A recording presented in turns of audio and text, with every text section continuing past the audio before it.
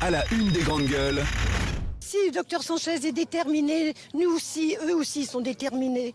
Ils nous porteront jusqu'au bout. Et nos médecins conseils aussi, qui sont des gens spécialisés. On ne veut pas les entendre. C'est une honte. C'est honte à la médecine.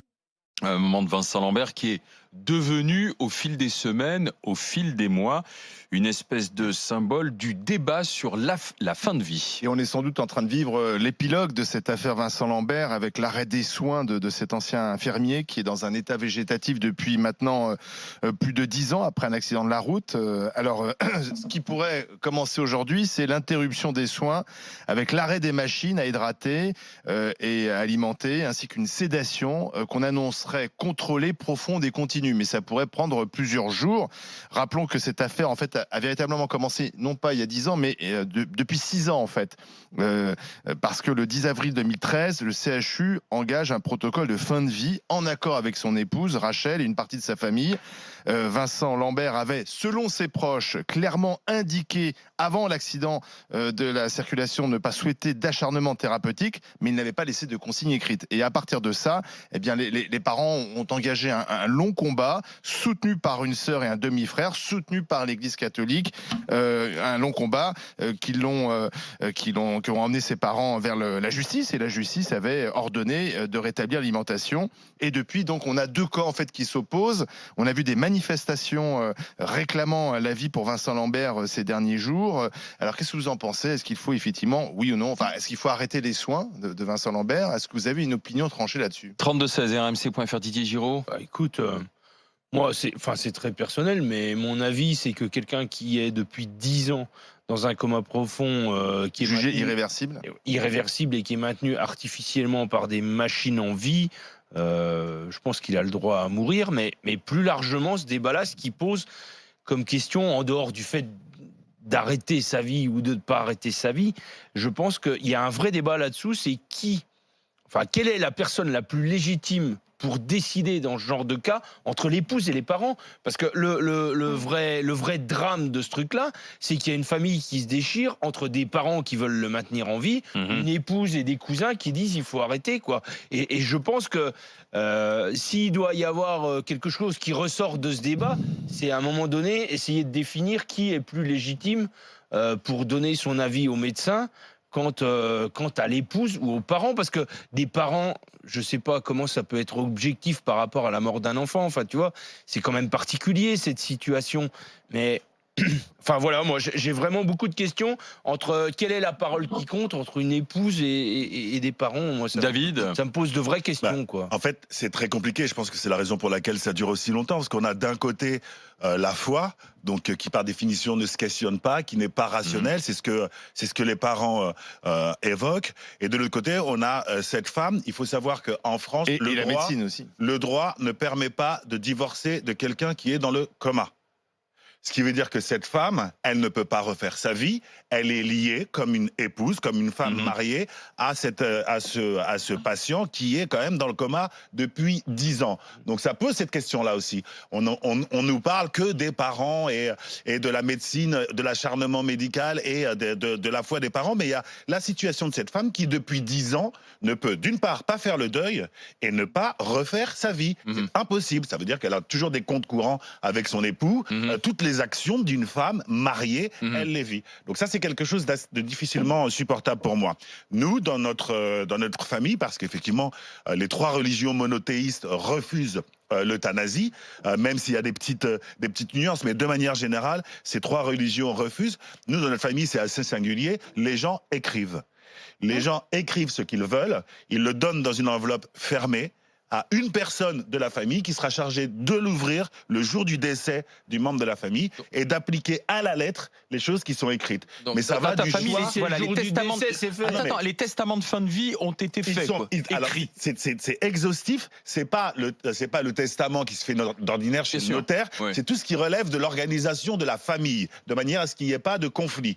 Mais ça va jusqu'au choix des musiques, des personnes qui Mais là, tu interviennent, parles de les la textes fin que de l'on vie. veut dire. mais C'est pas des instructions l'enveloppe, tu sur... peux pas l'ouvrir avant. Si, parce que dessus, si, parce que d'une part, il y a toute cette partie-là, mais dessus, il est inscrit effectivement ce que l'on veut ou que l'on ne veut Au pas, cas où. le maintien absolu. Et même, on va plus loin, certains ont déjà organisé, en Suisse ou en Belgique, la possibilité d'échapper à ce genre de dilemme Situation, familial ouais. en prenant les devants et en organisant avec le médecin D'accord. traitant la fin de vie en Belgique ou en Suisse. L'euthanasie, mais est-ce que c'est le bon terme, quoi?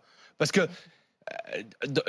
dans la L'euthanasie est interdite en France. Oui, hein. mais dans la situation de Monsieur Lambert, je ne sais pas si on peut parler d'euthanasie, parce qu'aujourd'hui, il est maintenu en vie de façon artificielle. Quoi. Oui, parce qu'il y a des machines. Alors, Si tu enlèves l'euthanasie, les machines, c'est il meurt l'usage. naturellement, quoi. Voilà. L'euthanasie, c'est l'usage de l'ensemble des méthodes qui provoquent une mort sans souffrance afin d'abréger une agonie très longue, une maladie douloureuse à l'issue fatale. Oui. C'est ça. Sauf que Sauf si que là, Monsieur c'est pas le Lambert, cas. il avait vécu il y a 100 ans, il ne serait pas dans cette situation-là. Parce qu'il n'y aurait pas eu les machines qui l'auraient maintenu en vie, il serait déjà mort. Voilà. Mais même il y a C'est là 10 où ans. Oui, même il y a 10 ans. Sauf C'est que pour là, ça qu'aujourd'hui, pour moi, on ne peut pas parler d'euthanasie. Sauf Les que médecins là- disent fin de vie. Les médecins disent fin de vie dans le sens où si on avait arrêté le traitement il y a 10 ans, il serait mort. Sauf voilà. que là, la famille, ou tout du moins sa mère, dit ce n'est pas le cas. Il est dans un état végétatif, état de handicap, et on ne peut pas tuer une personne, si tu veux, qui est vivante. C'est ce qu'elle dit là. la maman. Moi, je suis extrêmement gênée par ce débat parce que, en fait, à la base, pour moi, c'est un débat privé. Et on se retrouve, en fait, avec la France entière à devoir se positionner, donner un avis sur des choses qui sont très, très, très délicates. Et personnellement, c'est très étonnant, d'ailleurs. C'est même une des premières fois où je me retrouve à comprendre absolument les deux points de vue. C'est-à-dire que je comprends son épouse qui, elle, s'appuyant quand même sur ce que disent les médecins, dit que aujourd'hui il n'est plus là. C'est-à-dire que physiquement il est là, mais c'est irréversible d'après en fait d'après son épouse, d'après les médecins. Non, c'est pas l'épouse, l'épouse elle n'est pas, pas médecin, ni ses parents, c'est une expertise. Voilà. Il l'a dit, hein, Il y a médicale. plus d'une expertise. Donc si tu veux, il y a un côté irréversible du cerveau. C'est-à-dire que est-ce qu'il va retrouver ses facultés? La réponse d'après les scientifiques est non. Mais de l'autre côté, tu as des parents. Le problème, c'est que les autres, les parents pensent au miracle. Si vous permettez, moi, je ne peux pas m'empêcher de me mettre aussi à la place de ces gens qui voient le moindre signe. Le moindre signe comme un signe de vie. C'est-à-dire ils l'ont regardé, ils l'ont filmé, ils ont vu qu'il y avait des petites réactions qui sont en fait, d'après les médecins, des réactions réflexes, mais qui pour eux sont des signes de vie. Donc je comprends les deux points de vue et je suis très gênée. Après, il y a le droit. Et le droit dit qu'on ne doit pas être... Alors, on ne parle pas d'acharnement thérapeutique dans le droit, on parle d'obstination déraisonnable. Donc la vraie question, c'est est-ce qu'on est ou pas dans une obstination déraisonnable? Il y a aussi... le problème de la vie. Qu'est-ce que la vie? Est-ce que la vie, c'est être branché à une machine et ne t'alimenter que comme ça? Moi, je dis que tu es vivant si, effectivement, tout en étant branché, tu as une conscience.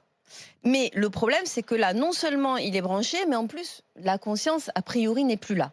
Non, c'est pas a priori, elle n'est plus là. Oui, donc, mais c'est vrai que moi, je suis complètement en plein milieu et je suis très gênée, en fait, par ce débat parce qu'on en arrive à faire appel au président de la République. C'est la famille, c'est la maman qui fait appel au président de la République. Je ne vois pas en quoi le président de la République, il n'a pas le droit de vie ou de mort sur les gens.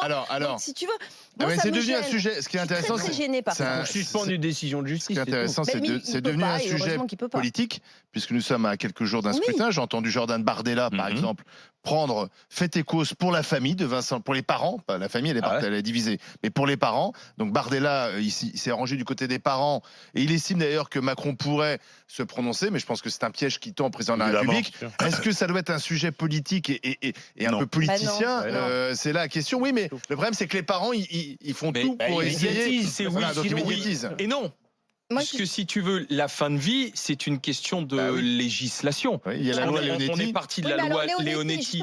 Et les soins sont payés sur les soins palliatifs. Alors Jean Leonetti, et on n'a pas abouti jusqu'à ce que disait David tout à l'heure, c'est-à-dire l'euthanasie active ou passive. Alors en principe, et Jean Leonetti s'est exprimé, effectivement, l'idéal, c'est d'avoir donné des instructions. Donner des instructions à un proche. Et c'est vrai qu'il y a aussi cette autre question. Il y en avait là, mais orale. Il y a aussi cette autre question de qui est légitime. Moi, moralement, je penserais quand même, et je pencherait vers la conjointe, puisque effectivement, à un moment, tu choisis de faire ta vie Évidemment. avec une personne, donc tu quittes tes parents. Mais c'est vrai que c'est extrêmement délicat. Moi, D'accord. je ne veux pas avoir d'avis tranché là-dessus, parce que je considère que les deux points de vue Alors, sont, par non, mais contre, attends, juste, il y a un truc à- sont honorables. Le mieux placé, c'est pas les médecins. Déjà, d'une part, je Quand pense même. véritablement que les mieux passés sont les médecins et que là, c'est clair, ça vient des médecins. L'expertise Ouais, mais dit qu'il n'y aura pas il y a des d'amélioration contre-expertises, possible David. et conclut à une situation qui est définie comme un acharnement. Oui. Donc voilà, c'est ça Ouais, la mais situation. Il n'y a pas que ça, il y a des voix Par dissonantes. contre, la nuance, Marianne, c'est que d'un côté, le droit nous dit qu'on ne peut pas divorcer d'une personne dans le coma, je l'ai dit, mais là, on nous présente Vincent Lambert comme un handicapé.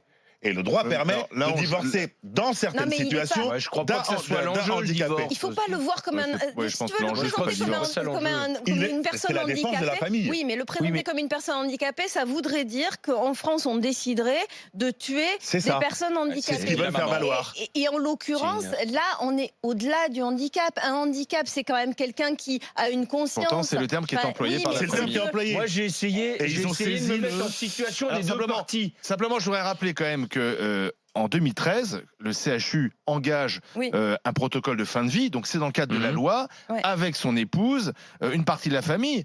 Et à ce moment-là, l'affaire doit s'arrêter et Vincent Lambert doit partir. Mais c'est à ce moment-là que la famille, les parents Une décident partie, ouais. d'engager les recours. Alors, mais finalement, tout aurait pu s'arrêter en faire intervenir 2013. des contre-expertises quand même. Didier, David, Marianne, dans un instant, nous aurons l'exemple de Nicole, qui va nous parler de son mari qui est décédé il y a 1 an et qui était dans la même situation que Vincent Lambert. Nous aurons l'ancien médecin de Vincent Lambert aussi, donc la discussion va continuer autour de l'arrêt des soins. C'est l'opinion publique qui est véritablement prise à témoin aujourd'hui, puisque ça remonte jusqu'au chef de l'État aussi.